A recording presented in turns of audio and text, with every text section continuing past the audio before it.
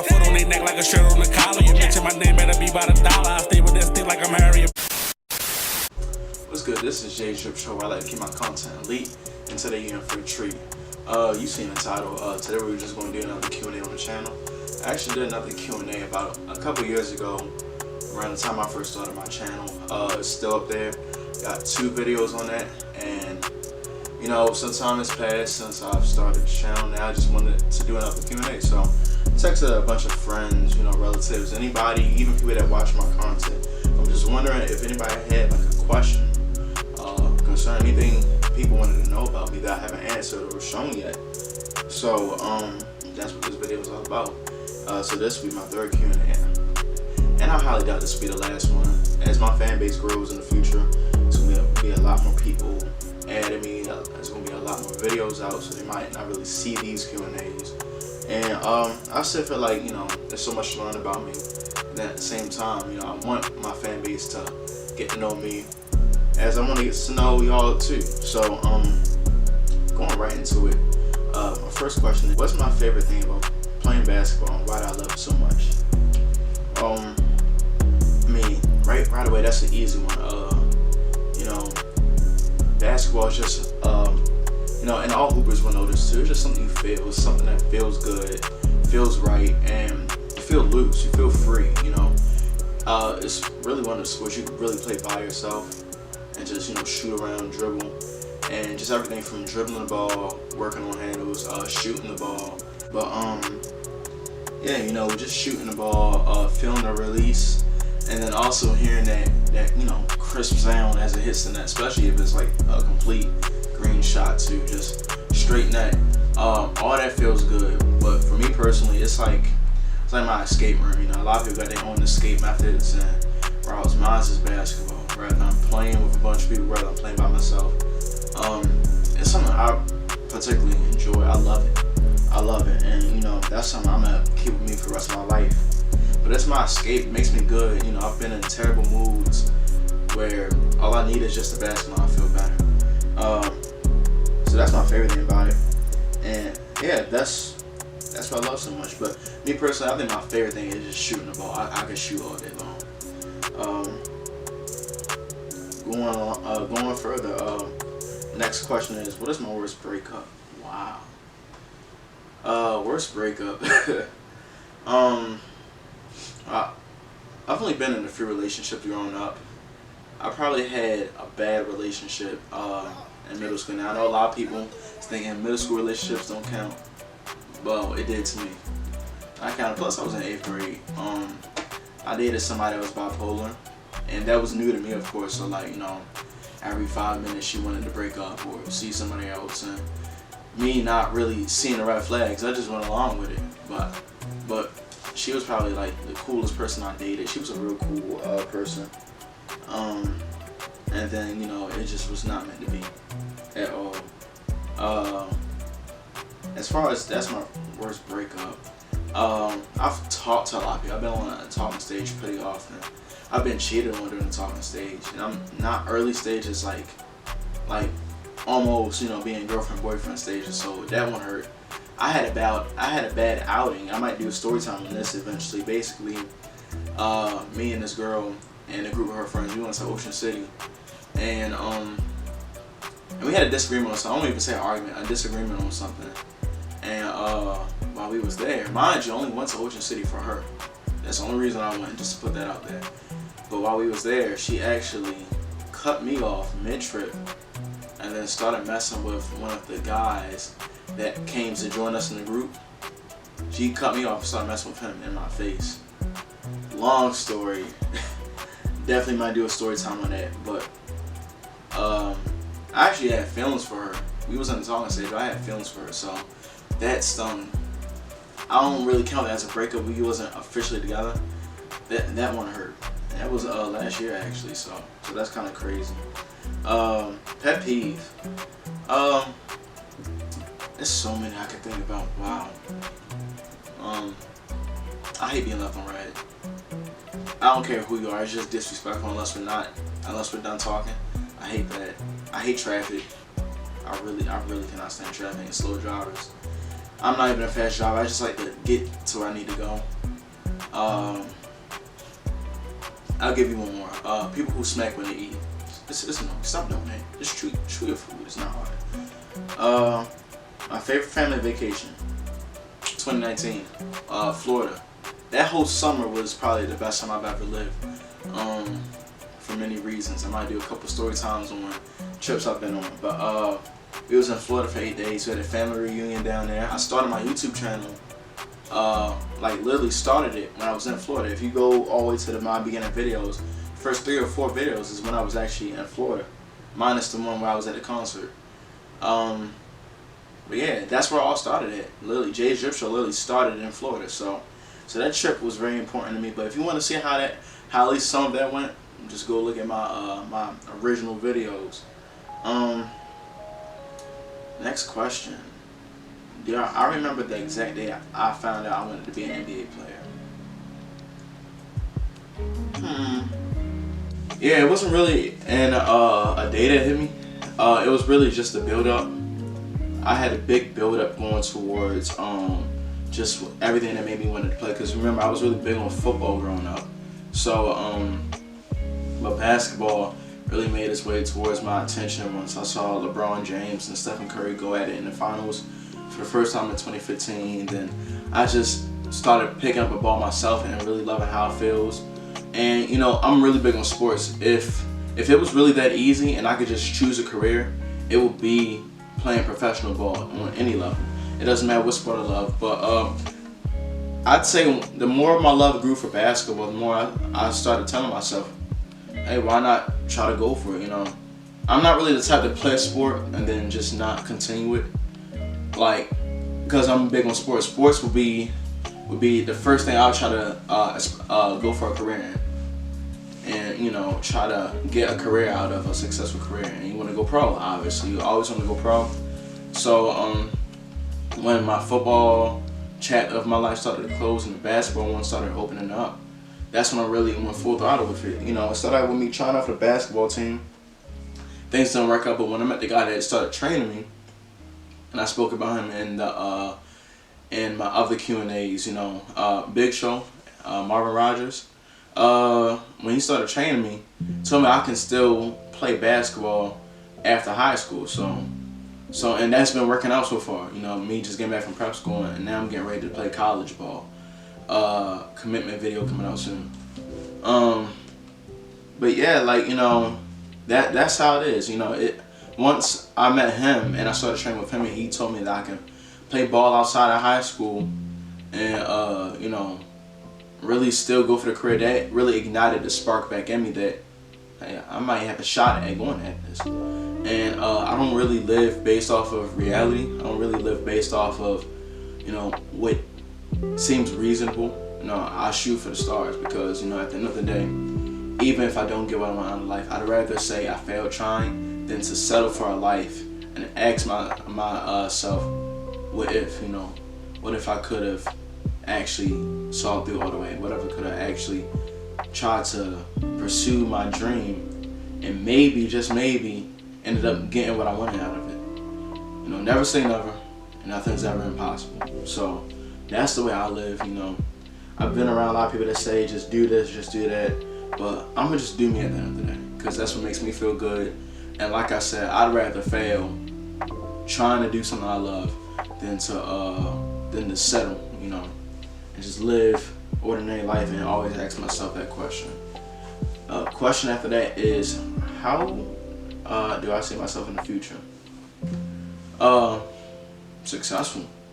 With the kind of mindset I have and the ambition I have, I'm gonna be successful. I really take YouTube serious, really take TikTok serious, you know, my content creating. I have music now that I'm doing, and even with the sports, you know, sports is another big thing in my life that I'm gonna really go at it. And I just have that never say never mentality. I have that never give up mentality. So I'm gonna definitely be successful in all the fields that, you know, I put my mind towards. Mind is a strong thing to have, and I think a lot of people don't really know their full potential in their head. The mind is also a dangerous thing too. So you gotta always nurture. You gotta read books. You gotta gotta watch positive videos, gotta say affirmations, gotta train your brain. Because the more you train your brain, the more you realize how big the world is and how much the world has to offer to you. You know, live on the winner side, you know, think glass half full. And that's just the kind of mindset I have. So what's going to come out of that? A lot of money, a lot of wealth, the house, the car, the cars, you know, everything, you know.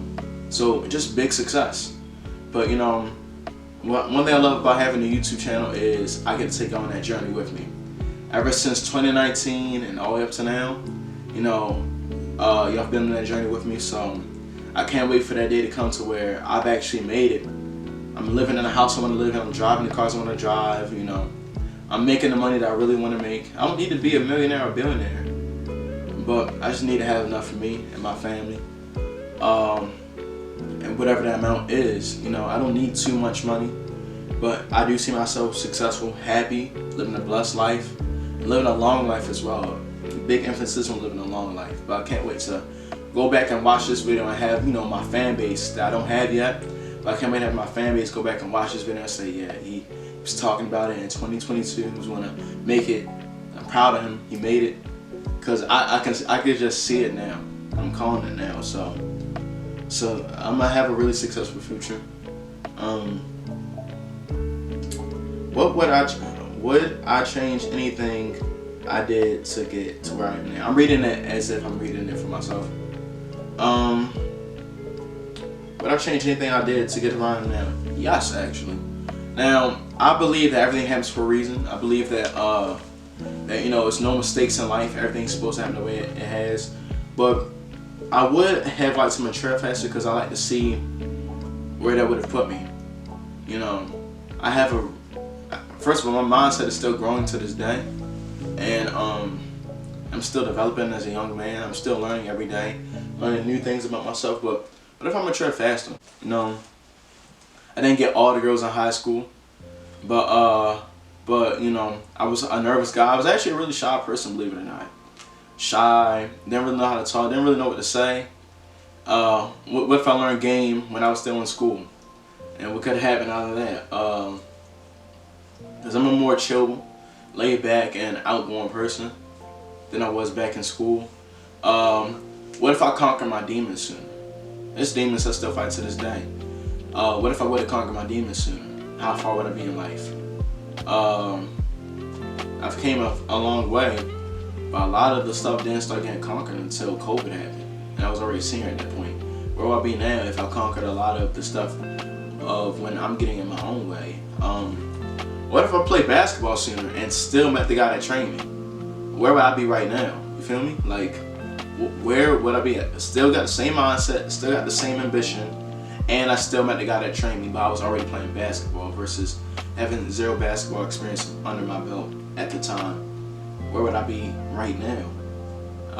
So there's a lot of things I would change. There's a lot of things I regret from the past. But, you know, the Lord works in mysterious ways. You know, all we can do is all we can do. Mistakes happen, accidents happen, and some things aren't your time until it's your time. So as much as we would like to as people, we can't live off our times. We live off of God's timing. And that's just how it is. So, and that's what makes the journey a whole lot better. Because I get to see day by day what happens, what new pops up, and just how far I can go. But those are a few things I would have liked to change. You know, and even, you know, being close with my family, being closer with my grandmother, the one that had passed away last year. Just, you know, I would have took the opportunity to see her a little bit more before her passing came. Next question. Knowing the world we live in today, how do you stay motivated? Wow. Very controversial question. Wow, that's a good question, Garrison. Shout out to Garrison. How do I stay motivated? Well, remember, not too long ago I was just talking about the mind is something very important to take care of. But yeah, the mind is a very important thing to take care of. So yeah, you know, going back to 2020 when the pandemic first happened, I had a lot going on. And when the pandemic first came, school was shut down, everything was shut down. I was living at home. It gave me a lot of time to think. And, you know, around that time I was being approached by a lot of business people, and that's when my business life started to pick up and stuff. But I also did a lot of self-evaluation. I learned about the good things about myself and also a lot of the bad things about myself, the things that needed to change. And I started working on conquering my demons at the time. So that was my motive to take care of that. Once I conquered a lot of them, I realized, that how important your mind is and how important it is to take care of your mind, to take care of your brain, and to really nurture yourself as a human being, so that you don't fall on the slippery slopes of life and everything. So one thing I do is I read, and don't just read. I actually have a book right here. This is the book, shout out to Steve Seabold, 177 Mental Toughness Secrets of the World Class. And I never thought the day would come where I'll actually read books. I highlight just about everything. It's a really good book. But no, I really like this book a lot because first of all, each chapter is a page. It's 177 chapters, but each chapter is a page long. Like, not 2 pages. I'm talking about just 1 page, and then like the next chapter is another page. Then it gives you action steps about what you just read and how you can apply it to your life. So you don't just read it and then it falls on deaf ears. You can actually apply it by the action steps it gives you, and also gives you more references of other things you can do, watch, or be around to stay motivated. But this really trains my mental toughness, and I really like this book a lot. Another thing I started doing to that really helped calm my mind with all the craziness going on in the world. Like right now, we got the Ukraine war, COVID is still a thing, and just everything.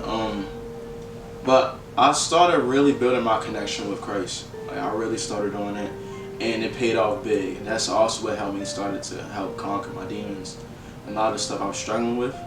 So I made a vow to start.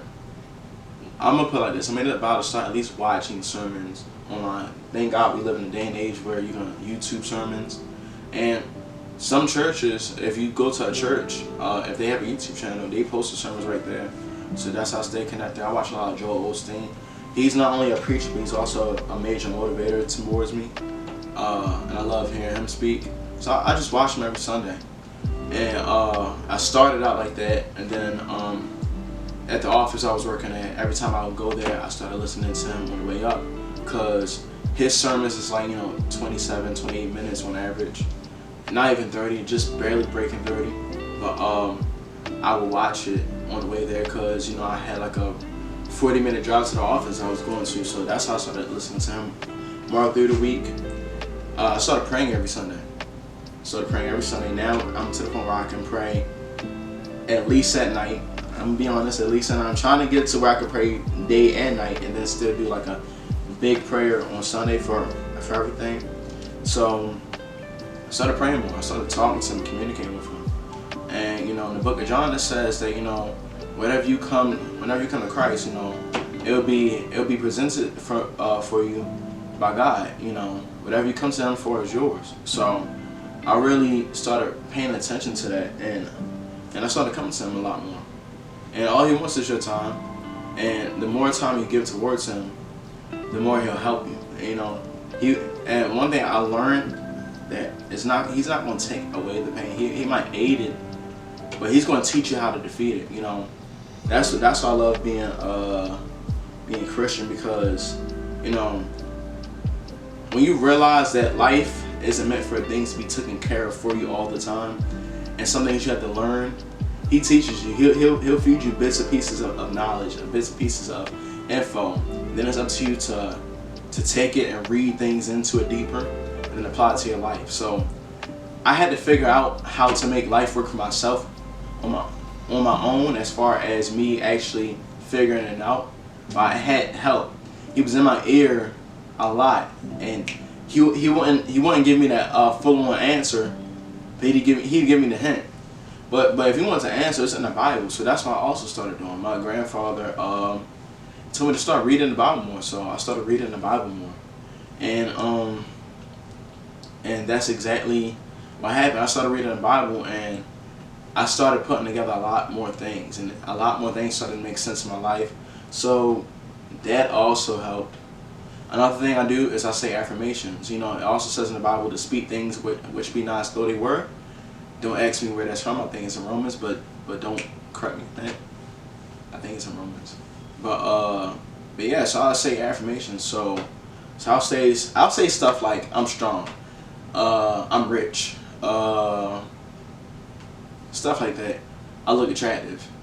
Just anything, just good positive things, because what you're saying to yourself is how you feel, and how you feel is how you go about the day. So you continue to uplift yourself. That stuff will eventually start to come true. You're training your mind to believe it, and then with the law of attraction, which is a real thing, it's actually going to come true. So the stuff I've been saying to myself, I attract. So if I say I'm a terrible person, I suck, this, that, and the third, then the law of attraction also works on the negative side. I'm gonna be a bad person. I'm gonna start feeling horrible, and I'm gonna really feel like I suck at a lot of things. So just food for thought. Say positive affirmations to yourself if you're feeling bad, or if you're trying to get somewhere. And the last thing was, I think, the people I started hanging around with. When I started getting involved in different businesses, I started hanging around people with a really bright mindset. It takes a really bright mindset to get to where you want to get to in life. So I'd say if you're really trying to go places, hang around bright-minded people. They don't have to be rich, but bright-minded people who kind of do the stuff that I just said I was doing. But bright-minded people, it really will build your maturity and also help you figure a lot of things out in life. And bright-minded people are always willing to help you. So also check your circle. It isn't bad to have a circle, but just make sure you check them. Make sure that circle is good for you. What made me start YouTube? Well, back in 2019, I met Devin. Devin's been on my channel a bunch of times now.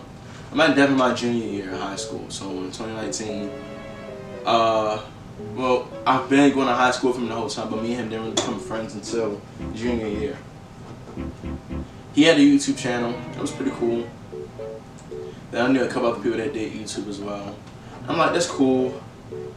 And the videos that they did looked fun. It looked like they was having a good time. It looked pretty interesting. I was like, that's not me.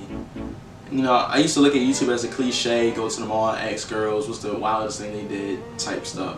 That's all I saw on YouTube with all my friends that was doing it. I was like, such a cliche. But deep down inside, I've always had a personality in me that started a YouTube channel.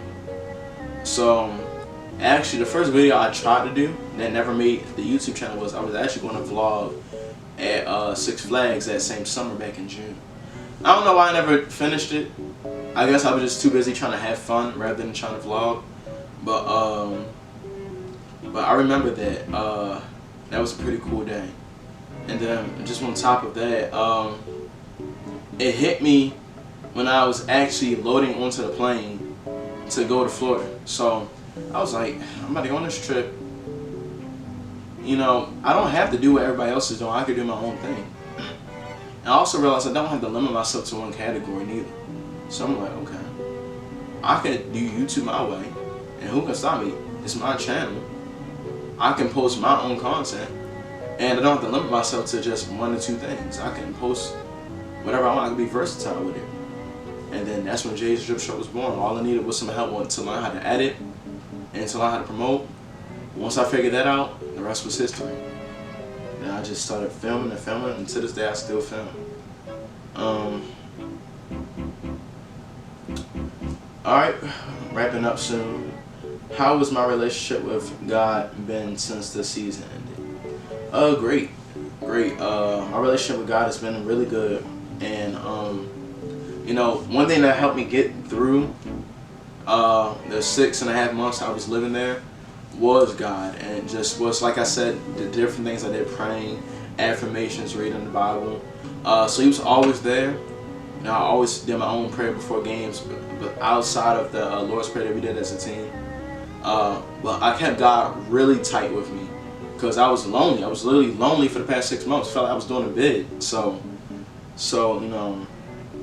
that's exactly who I had with God. And now that I'm out, I can actually go back to church because they didn't really let us leave campus like that. So So I ended up, getting back into going to church literally now versus just watching on my phone or my laptop.